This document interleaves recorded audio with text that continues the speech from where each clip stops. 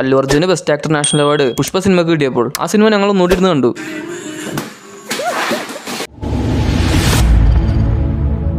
Cinema തുടങ്ങുന്നത് തന്നെ ഒരു നരേഷനിലൂടെയാണ്. അതിൽ തന്നെ പറയുന്നുണ്ട്, എന്നെ പോലെയും നിങ്ങളെ പോലെയുള്ളവരെ എവിടെയും കാണാൻ പറ്റും, പക്ഷെ അവനെ പോലെ ഒരാളെ അപൂർവമായി കാണാൻ പറ്റും.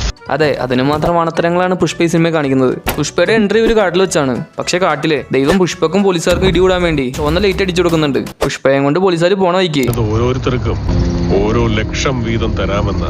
അപ്പോൾ തന്നെ പോലീസ് ഡ്രൈവർ ബ്രേക്ക് ചവിട്ടി ജീപ്പ് നിർത്തുന്നതായി കാണിക്കുന്നുണ്ട്. പക്ഷെ അടുത്ത ഷോട്ടിൽ വണ്ടി ഓടിക്കൊണ്ടിരിക്കുകയാണ്. ചന്ദനം പോലീസിനെ പെടാതിരിക്കാൻ പുഷ്പ ലോറി എടുത്തുകൊണ്ട് പോകുന്നുണ്ട്. ഇങ്ങനെ റോഡിലൂടെ പോയാൽ പെട്ടെന്ന് പോകാൻ പറ്റില്ലെന്ന് മനസ്സിലാക്കിയ പുഷ്പ പിന്നെ ലോറി പറപ്പിച്ചാണ് കൊണ്ടുപോകുന്നത്.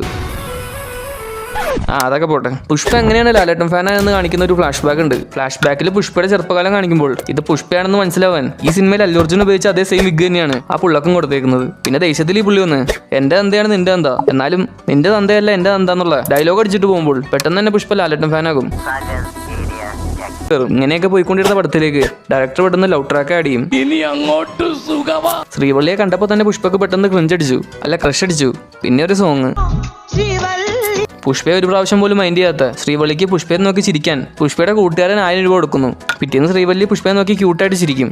പിന്നെ അവളോട് പോയി സംസാരിക്കുമ്പോഴാണ് ഇതൊരു ചതിയാണെന്ന് പുഷ്പയ്ക്ക് മനസ്സിലാവുന്നത്.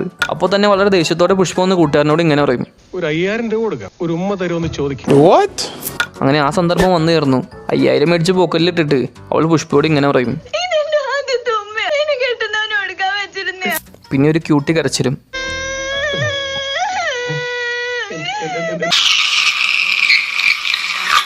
അങ്ങനെ അത് കഴിഞ്ഞ് വില്ലന്മാരിലെ ചൊറച്ചിലുള്ള ഒരുത്തൻ ശ്രീവല്ലിയുടെ അച്ഛനെ പിടിച്ചു വെച്ച്, അച്ഛനെ വിടണമെങ്കിൽ നീ കുളിച്ചിട്ട് ചുമ്മാ ഇവിടെ വരെ ഒന്ന് വന്നാൽ മതി എന്ന് പറഞ്ഞ് ചന്ദ്രികാ സോപ്പും കൊടുത്ത് വീട്ടിലേക്ക് പറഞ്ഞിടും.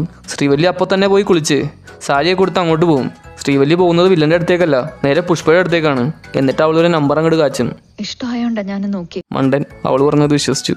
എന്നെ കൊണ്ടൊന്നും പറ്റില്ല, നീ പോ നോക്ക്. പുഷ്പക്ക് ഇത്ര ബുദ്ധിയാ. അവസാനം ശ്രീവല്ലി പുഷ്പയുടെ വീക്ക്നെസ് കയറി പിടിച്ചു. അതില് പുഷ്പ വീണു. നീ ഇത്രയൊക്കെ പറഞ്ഞിട്ട് ഇനി നിന്നെ ആരെങ്കിലും തൊടാൻ ഞാൻ സമ്മതിക്കും നിനക്ക് തോന്നുന്നുണ്ടോ? പിന്നെ നേരെ പുഷ്പ വില്ലന്റെ അടുത്തേക്ക് വന്ന് അവനെ പഞ്ഞിക്കിടും. അങ്ങനെ ലാസ്റ്റ് പുഷ്പയും ശ്രീവല്ലിയും തമ്മിലുള്ള കല്യാണം കഴിയും. കല്യാണത്തിന്റെ അന്നും പുഷ്പ പറഞ്ഞത് ഇങ്ങനെയായിരുന്നു, ഇനി വരാൻ പോകുന്ന പുഷ്പ 2 ഞങ്ങൾക്ക് പ്രതീക്ഷയുണ്ട്.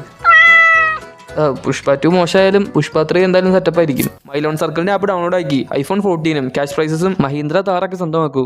ആപ്പ് ഡൗൺലോഡ് ചെയ്യാനുള്ള ലിങ്ക് ഡിസ്ക്രിപ്ഷനിലും കമന്റ് സെക്ഷനിലും കൊടുത്തിട്ടുണ്ട്.